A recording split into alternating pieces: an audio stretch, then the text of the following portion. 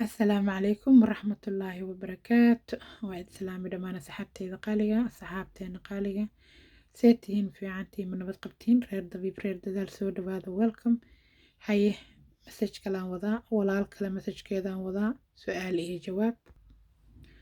ولا شان وحيل هذا هبرير معان واكو سلامي ولا له هو سلامي رير دبيب أنا هاي رير ددال أنا هاي كان الله دنا كحرنا هاي أنا سؤال شيء ذا وحيت هاي xaajigayga ayaa laga dayriyay shahawaadkiisa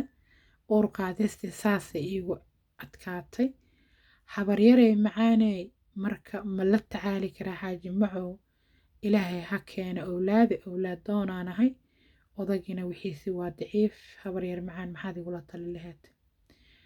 talawaatii ilaahay arrinkaas waa jiraa mararka qaarkood xaajiga xaggiisa ayay arrinka ka adkaataa allaha fududeeya amuuraha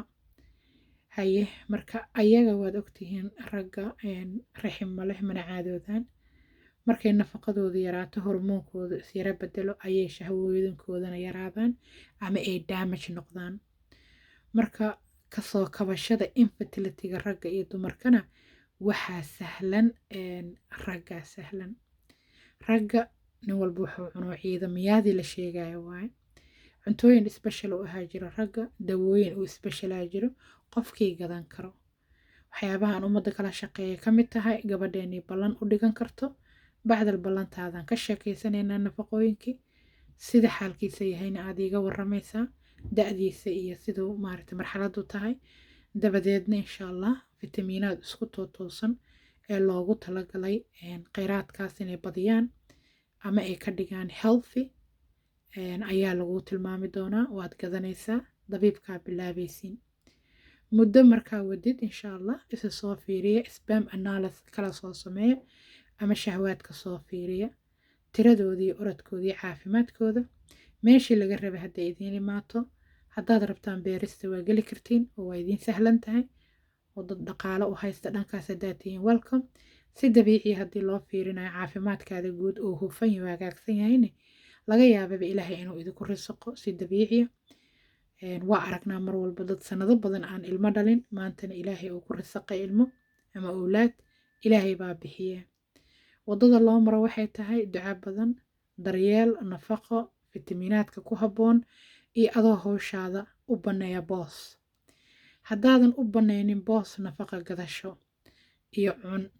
iyo cab ku ceesh nadiifi jirka caloosha beerka dhiigga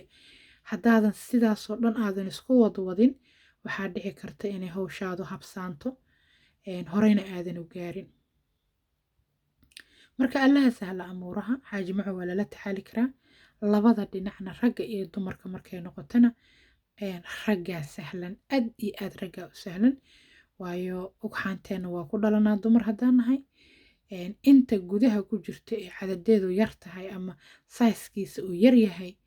ayaa la koriyaa waa annaga wax hadda kabacdi noo curanaa ma aha waa wixeenni leela koolkoolina laakiin ayaga waa wax hadda uu curanayo dadaalku hadda sameeyo ayay ku curanaan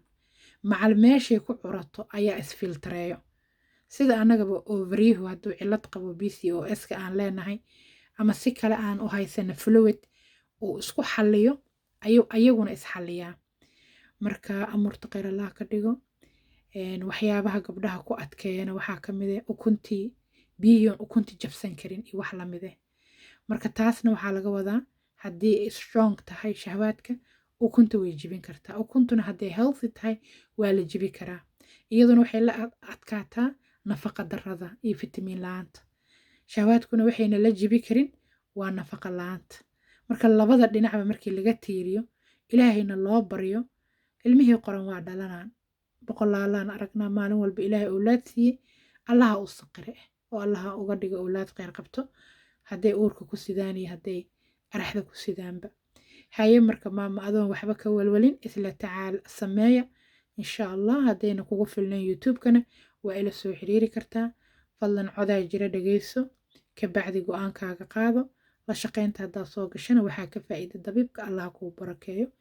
tala tusaale nafaqa waxaan hawada idiin soo mariyana allaha idiin barakeeyo dhammaantiin allah noo barakeeyo haye waa inoo topiga kale hadduu ilaaha yidhaahdo isku soo noqod kale wanaagsan cafiya caafimaad asalaamu calaykum waraxmatullaahi wabarakaatu.